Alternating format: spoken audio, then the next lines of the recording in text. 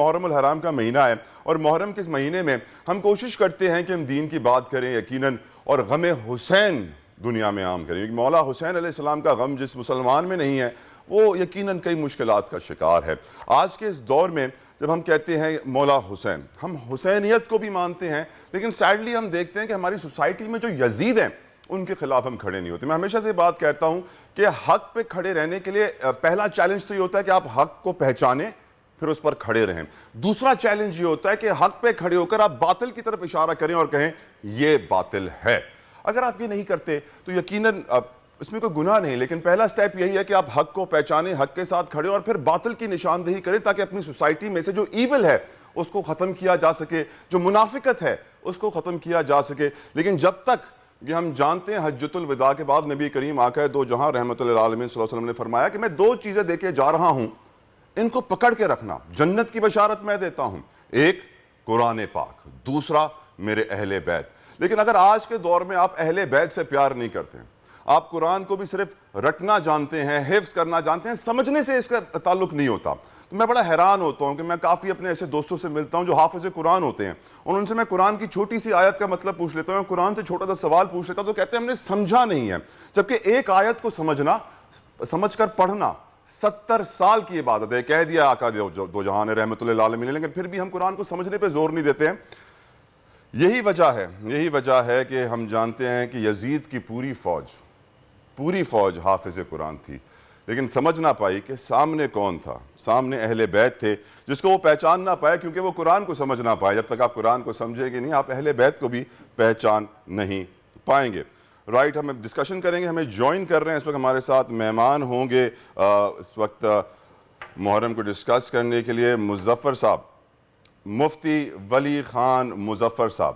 مفتی ولی خان مظفر صاحب، میں آپ سے پہلا سوال جو پوچھنا چاہوں گا، جس مسلمان کے دل میں غم حسین نہ ہو، کیا وہ مسلمان کہلانے کے لائق ہے؟ کیا وہ مسلمان کہلائے گا؟ مفتی صاحب. جتوئی صاحب، میں آپ کا اور آپ کی ٹیم کا مشکور ہوں. آپ نے اس بہترین ٹاپک پر بات کرنے کے لیے ہمیں بھی اپنے ساتھ ملا لیا. جزاک اللہ. آپ کے سوال کا مختصر جواب یہ ہے کہ غم حسین جس سینے میں نہیں ہے وہ سینہ مسلمان نہیں ہو سکتا. ٹھیک.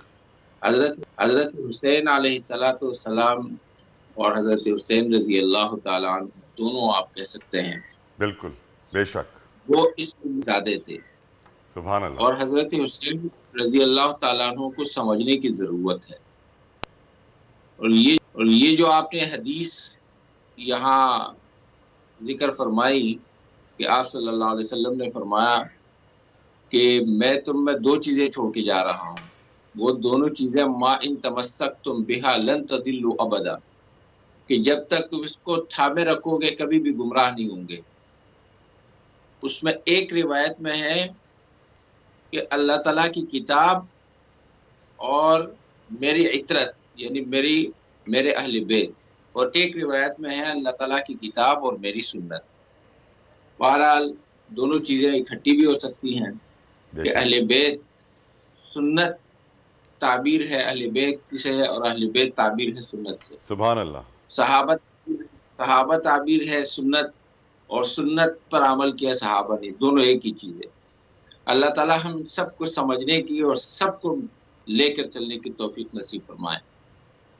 حضرت حسین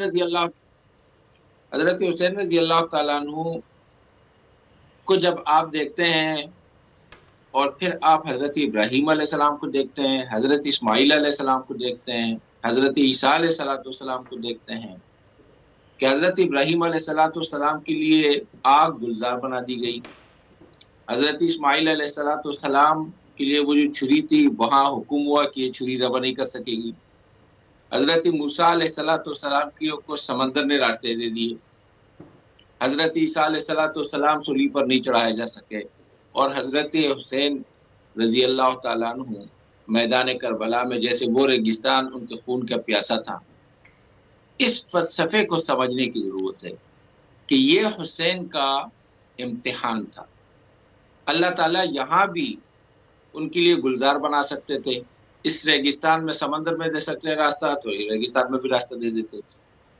بے ان شک کو زندہ وہاں سے بچا کے لے جا سکتے تھے، لیکن یہ امتحان تھا ان کا، اور یہ پیپر تھا کہ اس امتحان میں انہوں نے اللہ تعالیٰ کو اپنی جان دینی ہے اور اس شان سے دینی ہے اور اس کو مثال بنانا تھا. بے شک بے اور شک. یہ مفتی صاحب میں ڈسکشن تھوڑی سی جو ہے یقیناً یہاں پہ کچھ سوال ضروری اپنی سوسائٹی کے لیے کرنا چاہتا ہوں. یقیناً مولا حسین کا ذکر چلتا رہے گا، ہم ان کی خصوصیات، ان کی خاصیت، ان کی اچھائیاں بتاتے رہیں گے، لیکن ایک پرابلم ہے ہماری سوسائٹی میں. مفتی صاحب پرابلم یہ ہے کہ ہم مولا حسین کو بھی مانتے ہیں اور پھر ہم دیکھتے ہیں کہ ہماری سوسائٹی میں یزیدیت بھی زندہ ہے. ہم بڑے منافقت کی طرف بڑھ چکے ہیں. ہم مولا حسین علیہ السلام کو بھی مانتے ہیں اور دیکھتے ہیں کہ ہماری سوسائٹی میں لوگ اپنے بچوں کا نام یزید بھی رکھ دیتے ہیں. تو آپ اس کے اوپر کیا کہیں گے؟ اب میں اسی کو لے کر چل رہا تھا جی جی آپ کی سر بات کا. پلیز. یزید کا نام، اپنے بچوں کا نام یزید نام نہیں رکھنا چاہیے. جزاک نہ اللہ. یزید نام رکھنا چاہیے، نہ ان لوگوں کے نام رکھنے چاہیے جنہوں نے انبیاء کو یا صحابہ کو یا اولیاء اللہ کو قرآن و حدیث کے تناظر میں چھیڑا ہو یا ان کی بے ادبی کی ہو. اس سے احتیاط کرنا چاہیے، یہ کوئی اچھی بات نہیں ہے. یزید کو ماننے کا مطلب یہ ہوا یا ان کو پرچار کرنے کا مطلب یہ ہوا کہ آپ حضرت حسین رضی اللہ تعالیٰ عنہ کی قربانی اور ان کے جو شہادت ہے اس کا گویا آپ مذاق اڑا رہے ہیں. جی ہاں. یہ مناسب طریقہ نہیں ہے اسلام میں. لیکن یہ یزید یزید یزید کے بجائے ہم حسین حسین حسین کا تذکرہ زیادہ کریں تو یہ بہتر رہے گا. سبحان اللہ. اور ہم اس طرف جائیں ہی نہیں، اس پر بحث ہی نہیں کریں، اس سبحان کو اللہ. چھوڑ دیں. وہ جیسے اس طرح کے لوگوں کا جو ہے نا تذکرہ نہ کرنے سے نہ کرنا بہتر ہے. سبحان میں اللہ. یہ عرض کر رہا تھا کہ معاشروں میں، انسانی معاشروں میں زمان و مکان کے ساتھ اس میں ایسے اوقات آتے ہیں، ایسے لمحے آتے ہیں کہ انسانی معاشرہ سسک رہا ہوتا ہے. ظلم کی چکی میں، کرپشن کی چکی میں، فساد کی چکی میں، بد اخلاقی اور بداتواری کی چکیوں میں. ایسے موقع پہ اللہ تعالیٰ جب امت پر رحم فرماتے ہیں تو ان میں ایک حسین پیدا کر دیتے ہیں.